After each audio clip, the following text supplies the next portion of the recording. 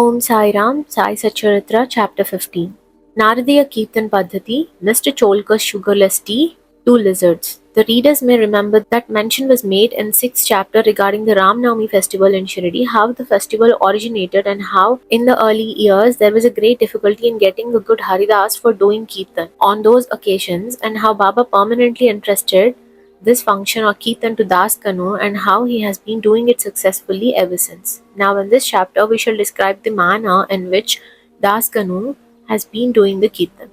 Naradiya Kirtan Paddhati. Generally, a Haridas, while doing the Kirtan, wear a gala and full dress.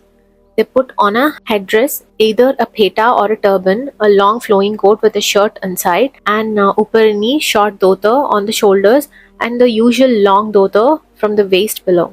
After dressing himself in this fashion for some kirtan in the Shirdi village, Das Kanu once went to Baba for prostrating before him. Baba asked him, "Well, bridegroom, where are you going dressed so beautifully like this?" For doing a kirtan came the reply. Then Baba said, "Why do you want all this paraphernalia, coat, uparani, apeta, etc.? Lay off all that before me. Why wear them on the body?" Das Kanu immediately took them off and placed them at Baba's feet.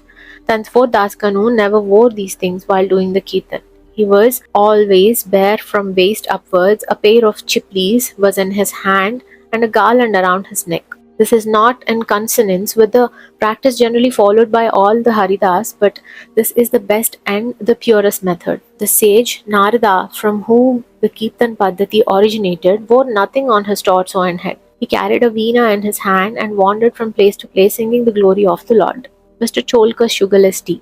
Initially, Baba was known in Pune and Ahmednagar districts, but Nana Sahib Chandorkar, by his word of mouth, and Das Kanu, by his splendid kirtans, spread the fame of Baba and the Konkan or Bombay Presidency. In fact, it was Das Kanu, may God bless him, who by his beautiful and inimitable kirtans made Baba available to so many people there. The audience who come to hear the kirtans have different tastes. Some like the erudition or learning of the Haridas, some his gestures, some his singing, some his wit and humor, some his preliminary dissertation on Vedanta, and some his main theme, and so on. But among them there were very few who, by hearing the kirtan, get faith and devotion or love for gods and saints. The effect of hearing Das Kanu's kirtan on the minds of audience was, however, electric, as it were.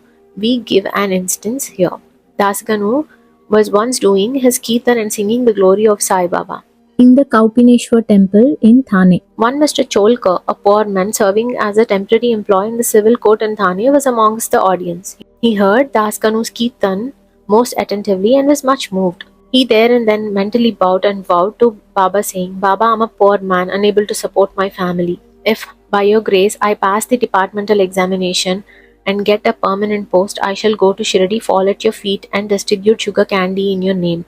As luck would have it, Mr. Cholkar did pass the examination and did get the permanent post, and now it remained for him to fulfill his vow. The sooner the better.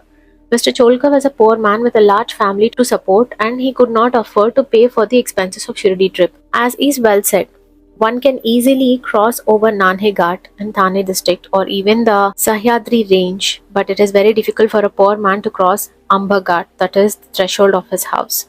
As Mr. Cholkar was anxious to fulfill his vow as early as possible, he resolved to cut down his expenses and save money. He determined not to take or use sugar in his diet and began to take his tea without it. After he was able to save some money in this way, he came to Shirdi, took Baba's darshan, fell at his feet, offered a coconut, distributed it with a clean conscience along with sugar candy, as per his vow, and said to Baba that he was much pleased with his darshan and that his desires were fulfilled that day. Mr. Cholkar was in the masjid with his host Bapu Sahib Jog.